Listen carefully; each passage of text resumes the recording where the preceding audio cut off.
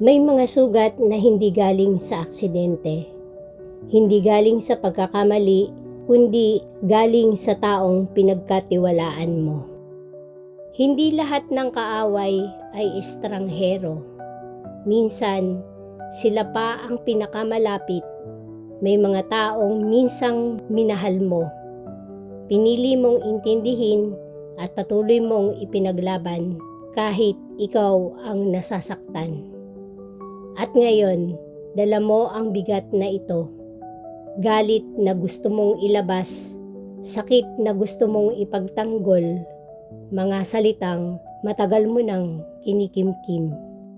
Hindi mo gustong maging masama, pero nahihirapan kang manatiling mabuti. May mga gabing iniisip mo, kung tatahimik ba ako, talo na ba ako? Kung magpapatawad ba ako, binabaliwala ko ba ang sakit? Kung hindi ako gaganti, sino ang magtatanggol sa akin? Kung nandito ka ngayon at may kaaway sa puso mo, hindi ka masamang tao. Ikaw ay taong nasaktan. At ang Diyos ay hindi nagtataka sa nararamdaman mo. Hindi ka niya hinihila palayo sa sakit mo. Hindi ka niya pinapagalitan dahil sa galit mo. Sa halip, marahan siyang bumubulong. Halika, turuan kitang mag-isip tulad ko. Sabi sa Filipos 2 verse 5, magkaroon kayo ng pag-iisip na tulad ng kay Kristo Jesus. Hindi ito paanyayang magpanggap na walang nangyari.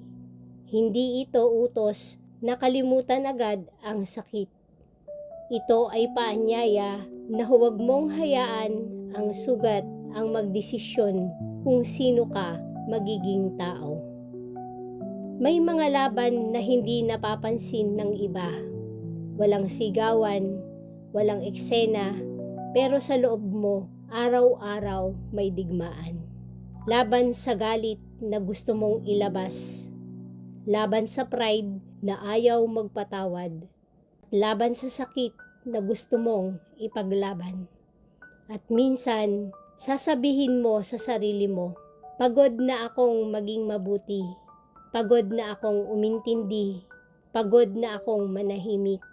At totoo, ang pananahimik ay minsan mas masakit kaysa sa pakikipaglaban. Pero dito pumapasok ang tanong ng Diyos.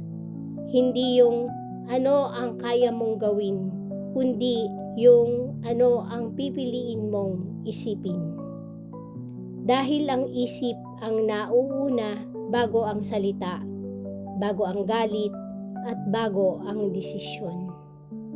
Si Jesus ay may karapatan, may kapangyarihan, may dahilan para gumanti. Pero hindi niya ginamit ang kanyang lakas para ipahiya ang iba. Ginamit niya ito para magpakumbaba. Hindi siya tumahimik dahil talo siya. Tumahimik siya dahil may tiwala siya sa Ama. Iyan ang isip ni Kristo. Hindi nagmamadali sa hustisya dahil alam niyang ang Diyos ang makatarungan. Kapag iniisip mong gumanti, kapag gusto mong ipagtanggol ang sarili mo, tanungin mo ang puso mo. Anong klaseng tao ang hinuhubog ng isip na ito? Ang isip ni Kristo ay hindi pumapayag na ang galit ang magdikta ng pagkatao niya. Aminin natin, hindi madaling magmahal kapag may taong sumugat sa iyo. May mga alaala na bumabalik. May mga salitang masakit pa rin. At may mga tanong na walang sagot. At minsan, iniisip mo, hindi ko naman gustong maghiganti. Pero ayokong parang walang nangyari. Pakinggan mo ito. Ang pag-iisip ni Kristo ay hindi pagbura ng nangyari. Ito ay pagpili na huwag gawing lason ang sakit. Hindi ka pinapatawag ng Diyos na ibalik agad ang tiwala. Hindi ka rin niya minamadaling makalimot. Ang hinihingi niya lang ay huwag mong hayaang ang galit ang umupo sa trono ng puso mo. May mga taong malakas sa paningin ng iba, pero umiiyak kapag mag-isa. Ikaw yun. Hindi ka paalaaway, hindi ka maingay, pero malalim kang masaktan. At minsan iniisip mo, may pakialam ba ang Diyos sa katahimikan ko? Ang sagot ay oo. Nakikita ng Diyos ang bawat pagpigil mo, bawat luha na hindi mo inilabas, bawat salitang pinili mong hindi sabihin. Ang isip ni Kristo ay nagtitiwala na ang Diyos ang magtatanggol sa iyo sa tamang panahon. Hindi kita lolokohin. Ang mag-isip tulad ni Kristo ay talagang mahirap. May mga araw na babagsak ka. May mga sandaling babalik ang galit. May mga oras na masasabi mong hindi ko na kaya. At okay lang yun dahil ang isip ni Kristo ay hindi perpekto. Ito ay palaging bumabalik sa Diyos. Sa bawat pagkadapa, may biyayang naghihintay. Tahimik ka munang pumikit.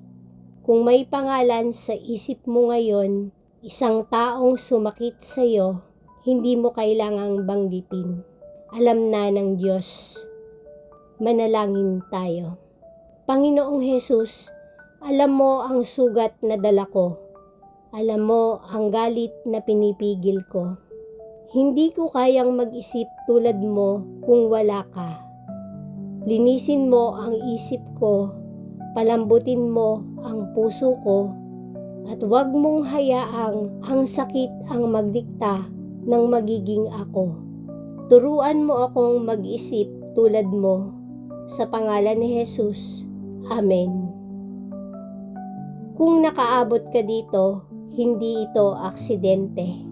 Baka ito ang paraan ng Diyos para sabihing hindi ka niya hinuhubog sa gitna ng sakit. Nililigtas ka niya mula rito. Mag-isip tulad ni Kristo at hayaan mong ang Diyos ang lumaban para sa iyo.